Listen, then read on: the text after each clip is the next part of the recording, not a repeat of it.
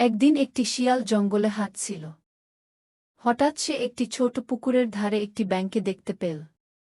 ব্যাঙটি লাফিয়ে লাফিয়ে গান গাইছিল। শিয়াল বলল, এই ব্যাঙ, তুমি কি করছ? ব্যাঙ হেসে বলল, আমি গান গাইছি শিয়াল ভাই। তোমার মন খারাপ? একটু গান শুনে যাও। শিয়াল ব্যাঙকে উপহাস করে বলল, তোমার মতো ছোট প্রাণী গান গায়? তোমার গলার কোনো আওয়াজই তো ভালো না। ব্যাঙটি শান্তভাবে বলল, শরীরের আকারে নয়, মন আর চেষ্টা দিয়েই বড় হওয়া যায়। শিয়াল হেসে চলে গেল।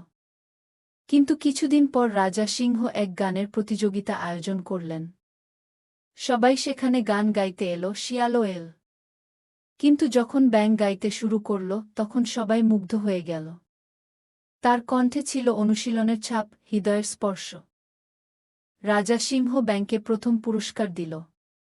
শিয়াল লজ্জায় মাথা নিচু করে সবার থেকে দূরে চলে গেল। শিক্ষা: কারো যোগ্যতাকে তার গায়ের রং, আকার বা বাহ্যিক দিক দেখে বিচার করা উচিত নয়।